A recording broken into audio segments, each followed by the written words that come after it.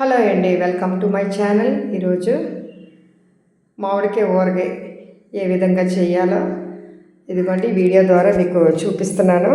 ఇది ఇప్పటికే 3 days అయిపోయింది. మరి ఇది ఒక ప్లాస్టిక్ కంటైనర్లో మేము తీసి దీన్ని పెట్టుకుంటున్నాం అనమాట. ఇంకా ఆయిల్ ఇంకా ఎక్కువ వేసుకున్నా బాగుంటుంది. ముందుగా ఏంటంటే ఇది అంత కొలత అనమాట, కొలత ప్రకారంగా చేసినటువంటి ఇది ఊరగాయ అనమాట. ఒక 4 మామిడికాయలు మేము తీసుకున్నామండి. అది బాగా కడిగి దాన్ని ఎండబెట్టి తుడిచి ముక్కలు కట్ చేసాను, ఇంట్లోనే కట్ చేసుకున్నాను. ముందుగా కొద్దిగా ఆయిల్ వేసాము. ఆ యొక్క మామిడి ముక్కలు వేసిన తర్వాత దాని మీద మరి ఉప్పు, కారం ఎక్కడిది అని అంటే ఇది చాలామంది ప్యాకెట్లు అమ్ముతున్నారు కదా, అందులోనంటే కలరు కలుపుతారటండి. కాబట్టి మరి చెప్పిన తర్వాత మరి నేను కొనలేదు. అయితే మామూలుగా తయారు చేసిన కారం అనమాట, ఒరిజినల్ కారం వాళ్ళే మిల్లుకి ఇస్తారట. దాన్ని ప్యాకెట్ కట్టి వాళ్ళు అమ్ముతున్నారు, అది అడిగాము. అయితే దీని మీద కన్నా అది అమ్మిన కారం చాలా తక్కువగా ఉన్నది, కానీ ఎందుకు కలర్ కలపడం అనేసి ఇది ఒరిజినల్ కారం నేను తీసుకున్నాను. మరి అది ఒక 4 కాయలకి ఒక గ్లాసుడు అనమాట. నేను కొంచెం టీ కప్ ఉంటుంది కదండి, కొంచెం పెద్ద సైజు, ఆ టీ కప్ ద్వారాగా మరి కారం తీసుకున్నాను. దానికి తగ్గట్టుగా 1/2 వంతు ఉప్పు అనమాట. ఆయిల్ అయితే నేను 1.5, అది ఆయిల్కి పర్వాలేదండి ఎంత ఎక్కువ వేసినా సరే.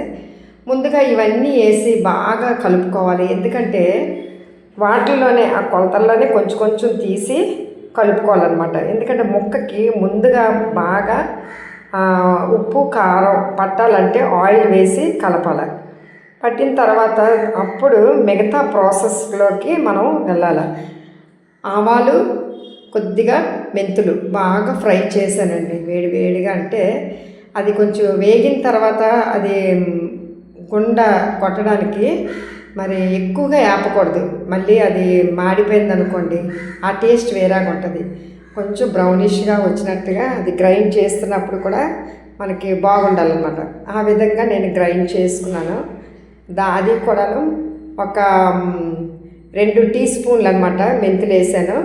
అలాగే మరి ఆవాలు అయితే కొద్దిగా ఒక గుప్పుడు ఆవాలు వేసుకున్నాను.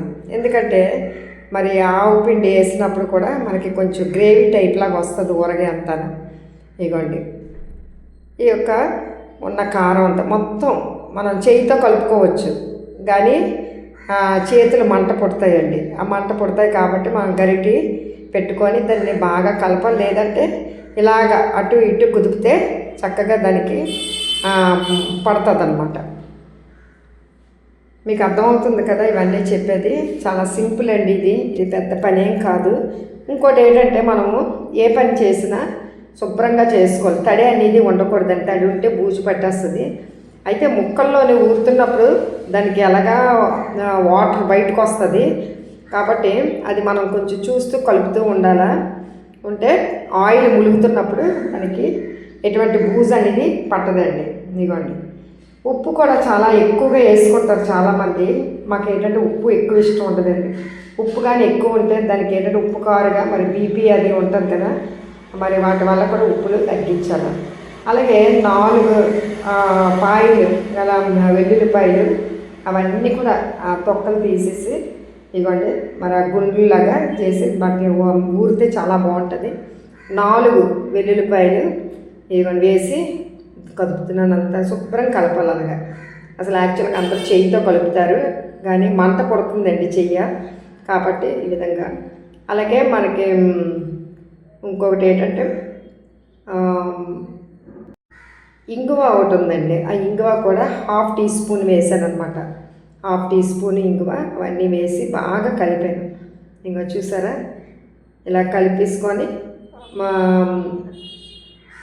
3 రోజులకి నేను మళ్ళీ దాన్ని బాగా ఊరబెట్టడానికి ఉంచుతాను అనమాట. ఎందుకంటే ఈ మధ్య కొంచెం బిజీగా ఉన్నాను, దానివల్ల నేను అసలు ఒక రోజు అవగానే కలపాలండి, 2వ రోజు అవగానే కలపాలా, 3వ రోజుకి కంటైనర్లో వేస్తాం. కానీ 2 రోజులు కూడా అలా ఉంచేసాను, బాగా ఊరిందండి.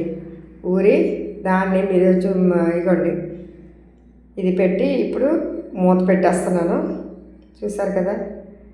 ఇంకోటి ఏంటంటే మనకి తడి అనేది తగలని చోట పెట్టుకోవాలి. ఏమాత్రం తడి తగిలినా మొత్తం ఊరగాయ పాడైపోద్దండి. దాన్ని ఏం చేయలేం, పులిసిపోద్ది కూడాను. ఇదిగోండి, దీన్ని చాలా దూరం ఒక మంచి ప్లేస్లో పెట్టుకోవాలి. ఇది 3వ రోజు అయిపోయింది. ఈరోజు నేను కలిపి వీడియో తీసి మీకోసం చూపిస్తున్నాను. చూసారు కదా ఎంత బాగుందో. అది ఇంకా ముక్క ములిగినంత ఆయిల్ కూడా మిగతా వేసేస్తే చాలా బాగుంటుందండి అది. ఇది ఇప్పుడు కొత్త ఊరగాయ వేడివేడి అన్నంలో వేసుకొని తింటే మరి ఇంకా చాలా బాగుంటుంది. అందులో కొద్ది నెయ్యి వేసుకొని తింటారు అందరూ. ఇదిగోండి, పెరుగన్నంతో ఊరగాయ. ఏదైనా కొత్త ఊరగాయలు అయితేనే మంచి టేస్ట్ ఉంటుంది. మరి అలాగ కొద్ది టేస్ట్ కొంచెం వేరేగా మారుతూ ఉంటుంది. కానీ కొత్త ఊరగాయ ఉన్నప్పుడే తింటేనే బాగుంటుంది. చూసారు కదా. ఈ విధంగా మనం పెద్ద పని అని కాకుండా సింపుల్గా మనం చేసుకుంటే ఊరగాయ చాలా బాగుంటుంది. మీరు కూడా ట్రై చేయండి. Thank you very much.